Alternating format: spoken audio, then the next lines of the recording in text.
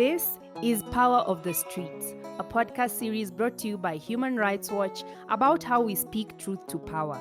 I'm your host, Audrey Kawire Wabwire, based in Nairobi, Kenya. In the series, we've been speaking to some of the people driving Africa's Me Too movement. But we're not done yet. In this episode, we're taking the conversation to Ethiopia. Everyone we speak to in the series has a second, a minute, or an hour when they realize that they need to make a change. The moment when they decide to step up and rise.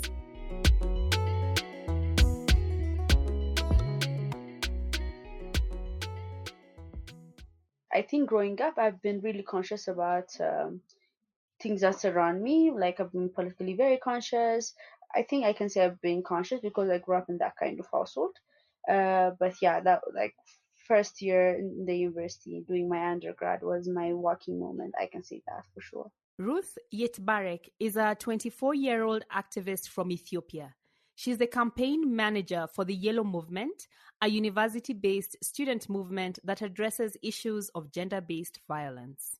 In this podcast, we're talking about the actual moment in time when someone decides to stand up against injustice, maybe through a movement or an event, maybe through a hashtag. And you're an activist, Ruth, and you've been part of a major women's rights movement, the Yellow Movement. And you also work with UN Women and other platforms pushing for women's rights. What led you to activism? Um, I guess on my I grew up in a very feminist household to begin with, and also I went to all girls school, so I've never been conscious about my gender or if I'm woman or man. I've never been conscious, and we call that privilege, right? So when I joined university, I went to Makale University, and I had a very I don't know how, very bizarre moment. People actually are women and men, for me that was a new thing. So, first, I think our teacher gave us this assignment saying, describe your future husband or describe your future wife. And the way they described their future wife was really shocking for me. And, gender was a very, very big thing in the university, and people are, discriminated based on their gender, and people come from very remote area. And I said, Ruth, you have been privileged enough, but it's time to say no. So when you say you grew up in a feminist household, how was it exactly? How was your interaction with your siblings, your family? What exactly do you mean? I only have one sister, and also in our house, my mom is a leader, and again, my dad is he's also educated person. He have never made us aware of if we are a woman or if we are a man. He just raised us, or our family raised us to be good humans, to focus on our education, to focus on what we want to become. In our house, talking about period was a very normal thing. Talking about different things was a very normal thing in our household. So yeah, Oh, so we have never had a gender role. Yeah. wow. That's really interesting. So maybe we talk about the Yellow Movement. It's a movement in Ethiopian universities. How did it start, and how did you get to join it? So the movement I'm part, Yellow Movement, started I think 10 years ago. It was from it was started a yellow a law school teacher and her students started it. There was this case Aberraj. She lost her husband killed her in a street on a daylight on a public street. So she was shot, and whenever this kind of thing happen, there's a public outrage. Everyone would be so angry. People would will start condemning it, but then whenever it just ceases. So they said, we're going to be a small but consistent voices. We're going to talk about gender inequality daily. We're going to talk about gender-based violence daily. We might be small, but we're going to be consistent. So that's the main idea behind Yellow Movement, is that. And how I joined it, one of the founder, the law teacher, was Belain Sahalu. She's someone I really look up to. She's my role model, my mentor, my so she was on Twitter, and she was She was active, and there was this, I don't know if so Zonainas were a blogger, and they were detained in Ethiopia. So Blaine was really active, and she used to talk about them, do campaigns for them, and I was really interested. I was grade 12, I remember. So I was really I was really interested. And one time I went to the court to see their case, and like I met Blaine there, and she invited me to a book club. It was a year that I was going to join the university. I think it was around June, and I joined university on September. So I met Belen there. I met the Yellow Movement team, and they were like, very young feminists. And they know, I was really impressed by how well they know what they want. I think we read The Alchemist. She invited me on a book club. It was The Alchemist.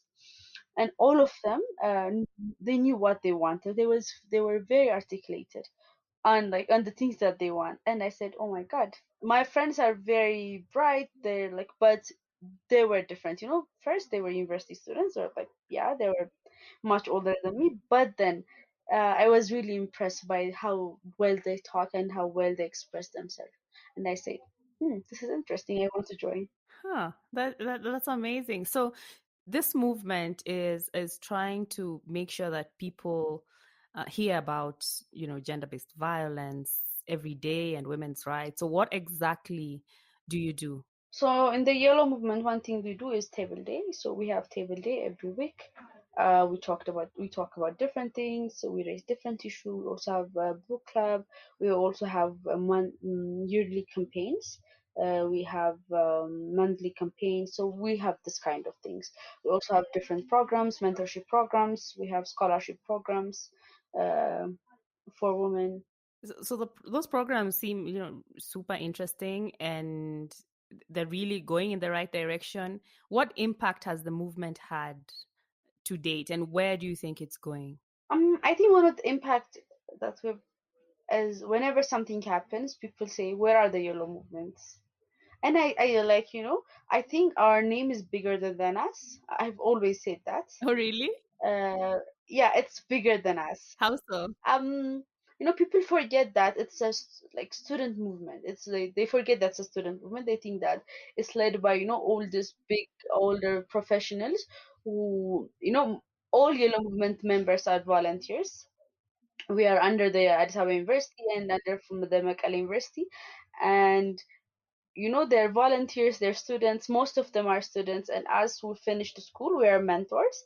And but like the members, like the volunteers, are students, are law students, like sociology students, and they're very bright. They give everything that they have for the movement, and I think by now most people know about the yellow movement. If they're like if they're conscious, if they know what's going on around Addis and other parts of Ethiopia, they know about the yellow movement. And I think for example, our scholarship program have made a very huge impact. One of the things that we did was know your rights. We made sure that everyone that joined the university knows about the code of conduct, and we revised the code of conduct, Addis Ababa University Code of Conduct. We have yearly activisms.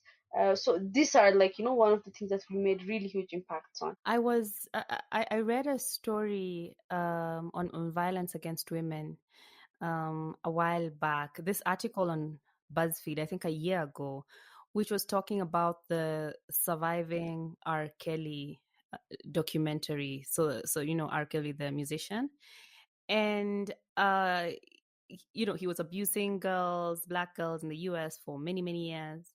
And the article was discussing how this documentary and the discussions around it was integral to the Me Too discussions among Ethiopian communities, both at home and in the diaspora. Tell me about this. So yeah, I think it happened a year or 2 years ago, and there was this whole Me Too movement in Ethiopia. It started, I think, Shades of Injera. They're the one who started it. I think the conversation have been going on a lot, but I think the internet community was really surprised by the stories that came out. And for me, one of the big things that came out of that was, I don't know if you know, but Kalela Parents Guide. to protect their kids from gender-based violence. So is this is it government led or is it a group? What? No, it's just a individual initiative. Her name is Salam Muse. She is a media and gender consultant, and she started it with her friends. And I think a month or two ago, they published their first guidebook for parents to protect their kids from gender-based violence and sexual exploitation. So that was one of the very good things that the Me Too movement in Ethiopia brought. It also opened a very good discussion for the online community to talk about gender-based violence, to talk about, our abusers are not monsters. They're like the people we interact with every day. They are our family, they are our friends. So we know them. We have talked with them. So, and that is a very good thing to know. It was an eye opener, I think, for most Ethiopian online community. So why do you think you think there's a Me Too movement already in Ethiopia, but this really brought the discussion online in a different way? Why do you think people were surprised? First, we don't talk about this. I don't know in like in other cultures, but in Ethiopia, abuse is not something that you talk about on a daily basis. Either you get shamed by it but you don't talk about it. And when you talk about it, people take it as, why are you always crying? It happens to everyone. Most of the abusers are someone like, people that we call family friends and uncles. So I think people were really surprised by that, and I think the stories that came out were really overwhelming. They were really heartbreaking. Yeah, yeah, I remember reading those stories, and it was heartbreaking and shocking at the same time. So, speaking about the pandemic we're going through right now, it's really restricting us a lot and changing the way we are living. But as you said, there's also, a conflict going on, and we don't know what will happen, especially in many regions in your country. Um, we know that during conflict and when there's a disease outbreak, women are usually uniquely affected because we experience a whole other layer of violence. Are there any patterns of violence that you're witnessing in these times? And how are you as activists organizing around this violence? Yeah. The conflict that's going on was really personal because I went to school in Mekelle University in Tigray region, and it was personal for me, and my families were there. So not something very personal, and there was also information, internet shut down, so we didn't know what was going on. But it's expected whenever there's a war, there's going to be a rape. It's just like it's never going to be separated. um yeah, so it's really heartbreaking. There are lots of stories that are coming out. Lots of people are complaining of rape, gender-based violence, like physical violence, emotional violence. It's really heartbreaking what's happening in Tigray. Um, Lots of stories are coming out. People are still they don't have access to bank. People are still don't have access to food, sanitation, sanitary products. So like most Tigray activists are organizing. I don't know if you've seen reports from UNHCR, WFP, but women are facing lots of challenge in this area. So I think Tigray activists are organizing and calling out this. Activists in Ethiopia and around, like women activists, are calling out this, and they're also organizing in collecting stuff, sanitary products to go to the affected region. But one of the main problem is most roads are closed, so there's no way things things can go through that. Humanitarian aid can't go. So yeah, that's happening, and Tigray activists, particularly Tigray activists, are calling this out, are asking the government, asking different women officials to to talk about this, to condemn this, also to do something about it even. Many young Africans are now using the internet as a tool to organize and to spread the message and just push the movement forward. But we're seeing many governments now shut down the internet whenever they feel like, really. So how do these shutdowns affect the work of human rights, the work of activists? it really affects us. There was no internet for the like for a month in Tigray, so like people don't have source of information. They don't know what's going on. The government can do whatever it wants because there's no one watching, so there's no one calling things out. So it's like they do this intentionally. Whenever they close the internet, like it's because they have something to hide. So yeah, it really affects human rights work. It really affects activist work. Yeah, I mean, like it makes you even frustrated. Like so many times you might say there are lots of, again, disinformation, misinformation coming out of Facebook or so in the internet. But again, it's really important to organize. It's really important as a source of information. It's also really important to let the world know what's happening, to push the government, to ask the government on why are they doing the things they're doing. Yeah, and as we're talking about information and how, it really informs human rights work and pushes the movement forward, I know one of the things you care about a lot is data, statistics of reporting when it comes to gender-based violence. And this conversation is usually driven by people when they choose to speak up. Now, mainly when they feel safe to, but there's still a disadvantage of official data. Because if I speak up, for example, I can give my example in Kenya, sexual harassment, talking about that, you'll get lots of blowback online, offline. Like, it's not, you don't get lots of support. You get a lot of blowback. But you're doing a lot of work around official data of gender-based violence. Why do you think this is really important? Um, like one of the things that we really have to focus on as a movement in Ethiopia, or also as a movement in Africa, is informed advocacy and data-based like advocacy. Uh, when we can do that, I think we can really, really influence policymakers. We can influence, the government. We can influence real conversation. But people should know what's happening out there. People should know that we're just not talking just because we're angry, just because we hate men. We're talking about things because they're happening out there, and we're losing so many lives where because of the things that are happening out there. So I think one of the things that we really have to focus on is data and that database advocacy. Mm-hmm, mm-hmm. I know you monitor the media a lot, and you've written about how the media shapes narratives on gender equality, violence against women. You made a presentation about this in 2019. Tell me about this discussion. What led you to do this? One of my friend pushed me to do this because media in Ethiopia is really sexist. To put it in a simple word, it's sexist in two ways. One, the way it narrates, women are only women experts are only called whenever there's a woman issue. That is, whenever there's gender-based violence issue, whenever it is. But like there are women economists, there are women politicians working on different things, and gender is not something, it's not something alienated. It's very vivid, and so many policies, so many activities, so many conversations, political conversations. So, but it's whenever there's an inflation, it's the guy with the suit that's called to do a presentation about it, to talk about it. And whenever there's a gender-based violence, it's the woman that's called.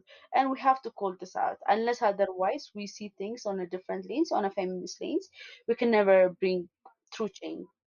One is that the second is the way women portray in Ethiopian media is that the typical stereotypical woman, the one that cleans, the one that cooks, the one that take cares of the family. But yeah, that's it. That's the only way the media, the music portrays it, the movies, the ads, that's the way they portray it. And on the other hand, whenever there's a gender-based violence case, whenever it's not, the media doesn't give it enough attention. This is very heavy work that you're doing in a conservative society. How does your family, your friends, the people you interact with, how do they respond to you? I think my close friends are also very active and very vocal. Uh, so I can say that. Again, my family are happy. Like they're supportive. It's like people you interact with on occasional basis that have negative comments about this kind of thing. But other than that, I choose my circle very wisely. So, it's choosing your circle wisely is a way to take care of yourself. What else do you do to just unwind and, come out from the daily push of activism? For example, now I was like, there are lots of things happening, but I'm not saying anything because I know some people are actually saying so many things about it, and because I need to be okay. I need to be the way I learned this was in a very hard way, so I just want to keep on learning on how to say, Ruth, take a break, and you can do better next time. Like every battle is not your battle. Every battle is not something you can win or fight. It's okay to take a time off and reflect on yourself and come back strong. And like for me, choosing your circle is really important. You need to have a very supportive, like you need to have a very strong support system to make you go forward and to take care of yourself, to make you accountable even for things that you do on a good way. So, many young activists are working across the continent on the Me Too movement. What message do you have to inspire them? Be conscious, um, question your privilege, um, forgive yourself. Why did you say question your privilege? I think for example, living in Ethiopia, like I was born and raised in Addis Ababa, and I can never speak for the Oromo or the Oromo woman, like the Oromo woman. So I need to question my privilege, and I can never say, I'm in Ethiopia, and I can like I'm Ethiopian. I'm not an Oromo, or I'm Ethiopia first. I don't see my ethnicity that much. That's privilege for me to say that. People are identified as Oromo first for so long. They can't say they are Ethiopia first, and they can't say they're like they've been identified as Gambela for so many years. They can't say I'm Ethiopia first. So we have to question our privilege if our concerns are coming from a point of privilege or our actual concerns. And it's something that I'm learning recently. Where can we find information on your work and the Yellow Movement online? So I think you can find Yellow Movement on Yellow Movement AU Facebook page, Yellow Movement Twitter page. You can email us at the Yellow Movement AU at gmail.com. You can find us on Instagram. So these are the platforms that you can find about Yellow Movement. You've been listening to Power of the Streets, a podcast series brought to you by Human Rights Watch. I'm Audrey Kawire Wabwire. That's the end of our show. Check out our show notes for more about Ruth and her work at the Yellow Movement. In the next episode, we take the conversation to Mozambique. To learn more about Human Rights Watch, visit hrw.org and follow us on Twitter at hrw and on Instagram at Human Rights Watch for updates about the show. Join the conversation using the hashtag Power of the Streets and share your thoughts with Ruth or any of our other guests, and you can tell us how you're speaking truth to power. Our producer is Andy Siwe May, and this is a Volume production. The main theme song, Au revoir, is produced by Young OG Beats. Till next time, thank you for listening.